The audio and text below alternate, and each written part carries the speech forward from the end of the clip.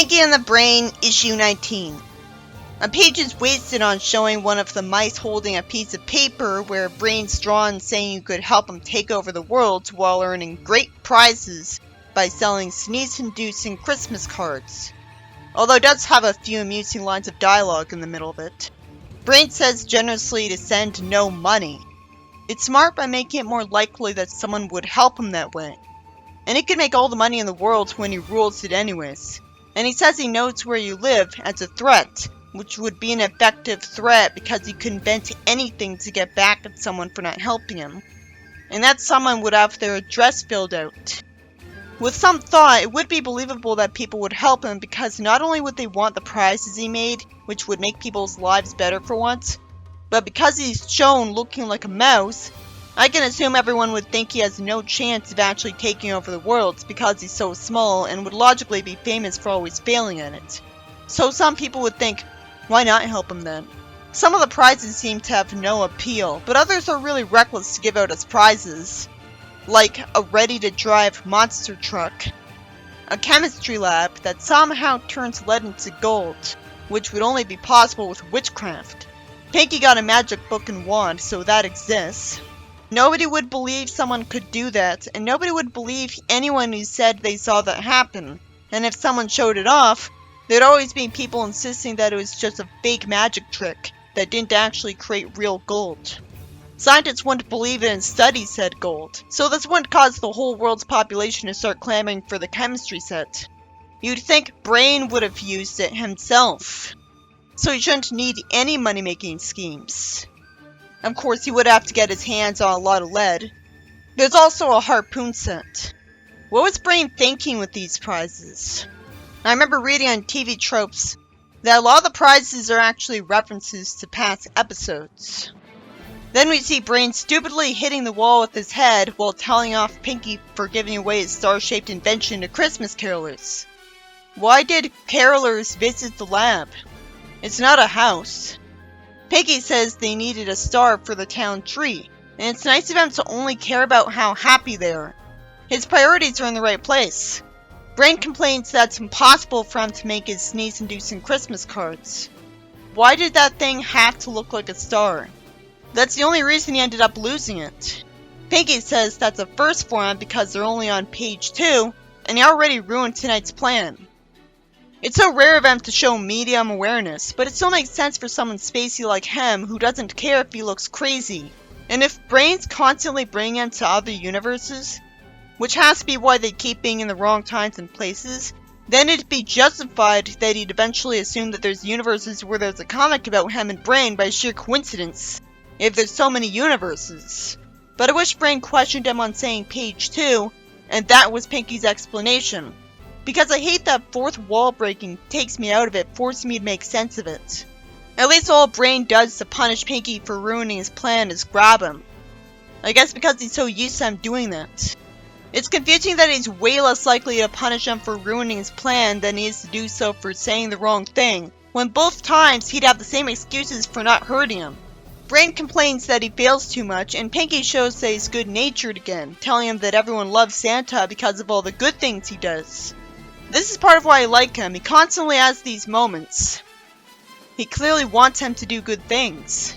Of course, Brain makes a plan to outdo Santa, which has to be under the delusion that he'd be made the ruler if he asked for it afterwards. Even though the world's leaders would never agree no matter how loved he was.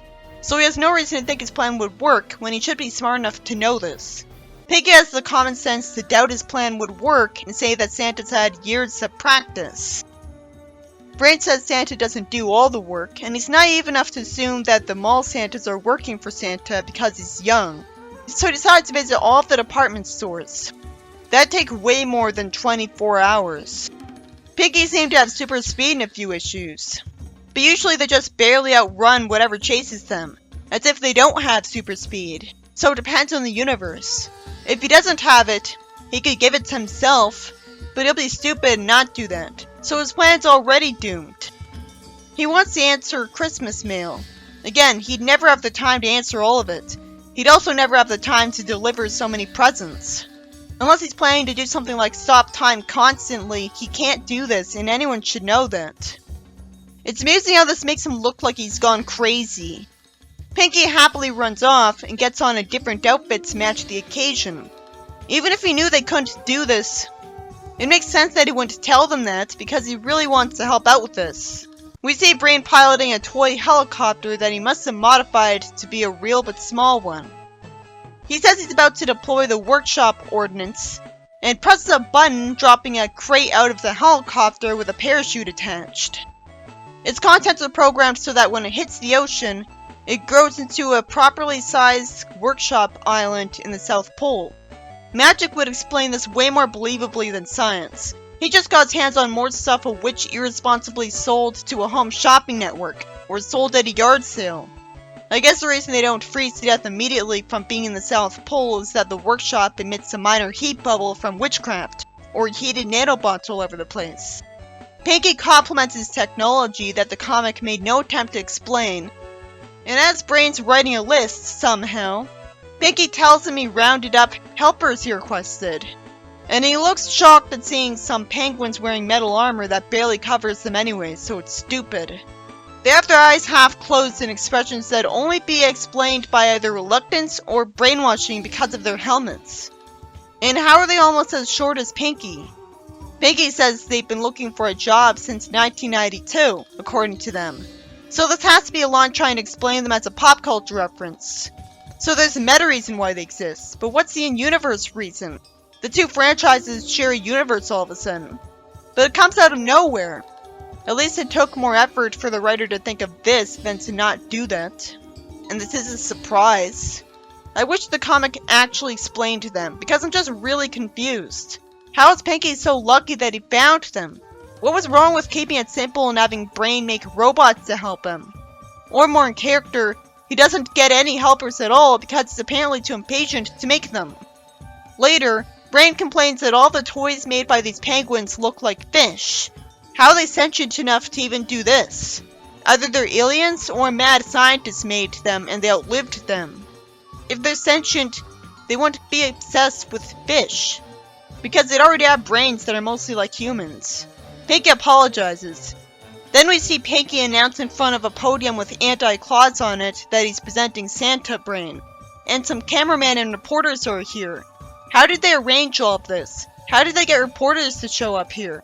Most people wouldn't believe in talking mice if they were told about them, so they couldn't get them to show up by telling them the truth over the phone. They'd have to show up because they already know about Brain's world domination efforts. Brain thanks them for coming. He says what he plans to do, and some people smile while watching him on TV as he says he'll make every personal appearance himself. Good question, how is that possible? He says he developed the jet-powered sleigh 1,000 times faster than flying reindeer.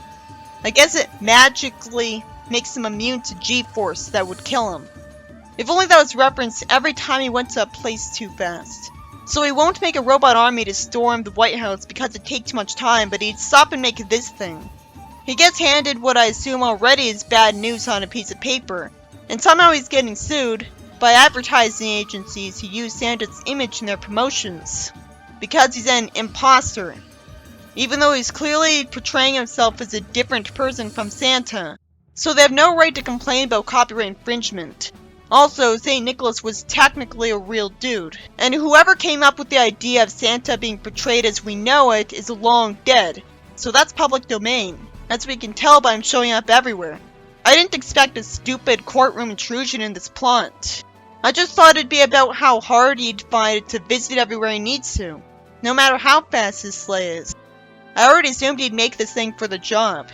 He'd still be as slow as normal when not in his sleigh. Brain tells Pinky to bring out tons of mail in support of him, and we see the penguins do that. The judge says he has to consult a higher authority before he can make judgments on this, even though he's the judge, and he calls a witness to the stand, Santa. Thank God he's okay with this. He says it wouldn't be right if he were to exclude anyone else from doing the same thing as him. Of course he's okay with Brain trying to do good deeds. This shocks the person on the side of the prosecution. Why? Nothing in court would be a shock to the other side. They'd be told about everything ahead of time. So how did this even make it to trial? Brain says to let the contest begin, implying that the trial is already over. I doubt a trial could be allowed to end that fast. The advertisers weren't told the fact that they don't own the copyright to Santa Brain or Santa, which would justify it, but it also makes me wonder why the case wasn't immediately thrown out. This whole scene was just padding, and it's too nonsensical to be worth wasting the space. I like that Brain says, oh, to say ho ho ho backwards. We see Pinky and Brain get tackled for no reason by kids in Paris. Why would Brain have higher public approval ratings than Santa? Santa's been around longer, and kids don't pose a threat to him. And Brain's giving a kid a mighty morphing power fish, which she has no reason to smile at. Sure, it's a rare toy made only by him, but she'd want a Power Ranger, not a fish, so he's not doing as good a job. And of course, that all ignores the fact that people would have immediately recognized Brain. So I've been assuming that they're all just being supportive of him trying to do good deeds, and willfully overlooking the fact that he's trying to buy their love to take over the world. We see Brain and Pinky sledding down a snowy hill looking scared and being recorded. And they've done this take for Hollywood way too many times to be believable, considering that they're always able to perfectly memorize their lines. Wouldn't it be more in character for Pinky to be enjoying this? It cuts ahead to a month later. If Brain had the motivation to keep up a plan for a month, why hasn't he made a robot army himself, and just one already? I guess the real problem is he doesn't have enough materials for it. He can't just buy a bunch of forks. It goes the realistic route because Brain looks tired. He says it's been a lot of hard work.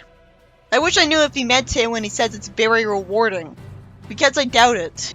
They sent a camera crew to Brain's workshop where Brain is somehow shown considering writing a letter to a kid that's irritable with him. At least Pinky warns him that he's getting snippy again and he agrees. And there's giant piles of in and out letters beside him. He could have hired one of the penguins to write it for him. And it doesn't even seem like he has any reason to complain about this other than getting tired of doing this plan in general. We see some penguins pushing a giant bag of mail, and Brain has the dumb idea to tell the guy interviewing him that he plans on running for ruler of the planet and taking a long nap. There's some narration saying that it's Christmas Eve, and it says not a creature was stirring. That would include Santa and his reindeer. So that's a lie. That means the poem this is referencing made a stupid mistake too. So we see Brain and Pinky sleeping. Then an alarm clock wakes them up, and Brain says they overslept, when they could have easily had the alarm clock set to ring a lot earlier so that they wouldn't. So there's no excuse for that. And a bunch of people run after them holding protest signs because Brain didn't deliver any gifts that night. So we don't even get to most of the points we thought we'd see in the plot. We don't see them try to deliver gifts to every house and struggling because they're small and not fast enough. At least Brain was smart enough not to be a mall Santa and get sat on. That would be very stupid to write. But what's the point of the story about him trying to be another Santa if it led to nothing? In the next story, Brain says he's got the latest report from his Brain Trust Building and Loan Corporation, and his profits will let him buy a piece of advanced technology for his latest plan. I'd expect him to make it with the name it is.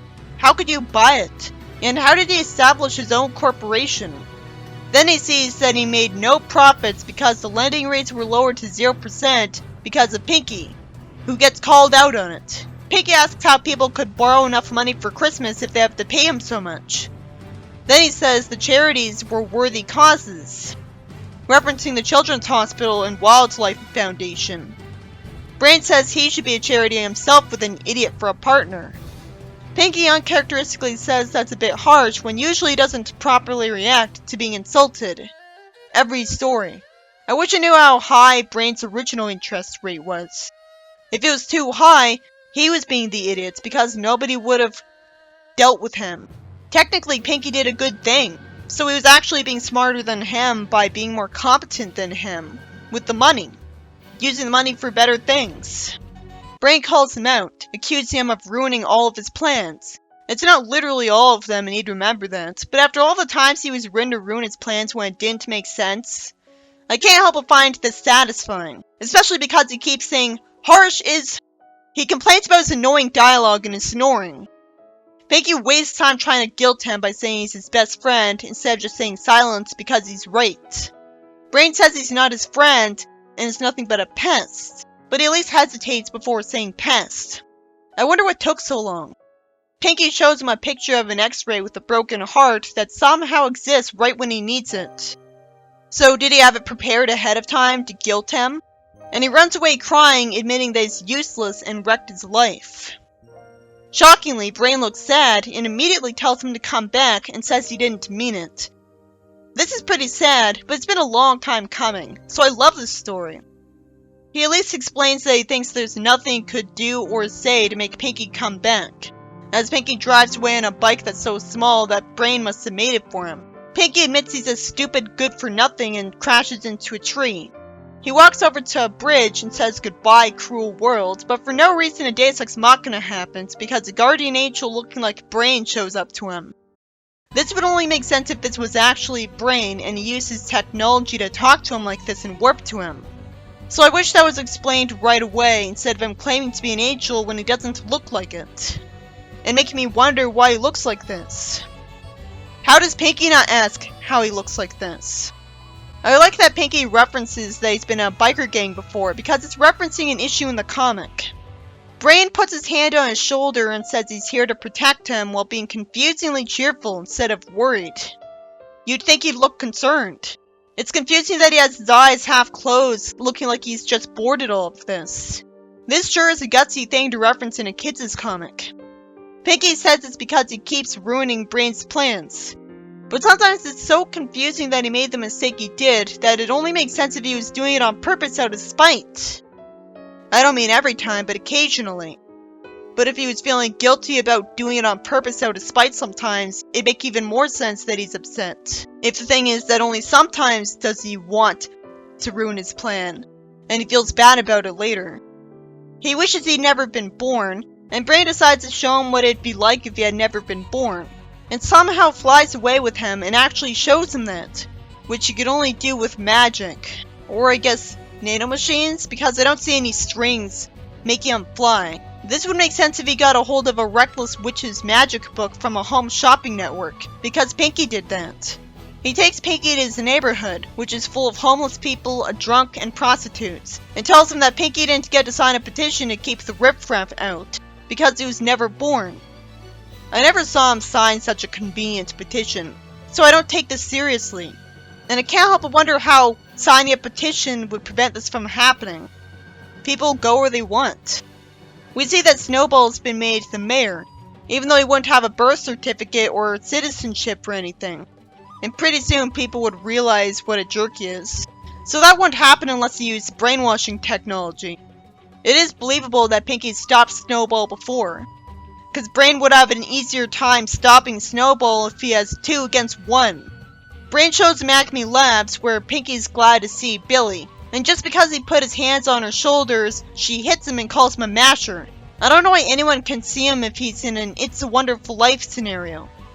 She must have assumed he stalked her and that's how he knows her name. She complains that she was tossed out of the lab, and I wonder why. I don't remember Brain tossing her out in the show. I think she just broke his heart. Pinky says Brain would be well on his way to taking over the world without him there to wreck things. Logically, he would've. I don't buy that there were no plans Pinky ruined before Snowball's appearance, because there are so many, and TV Trope says that Pinky was more trouble than he was worth in early seasons. So the only reason Brain not ruling the world here would make sense is if, well, 1, he did take it over, but Snowball overthrew him.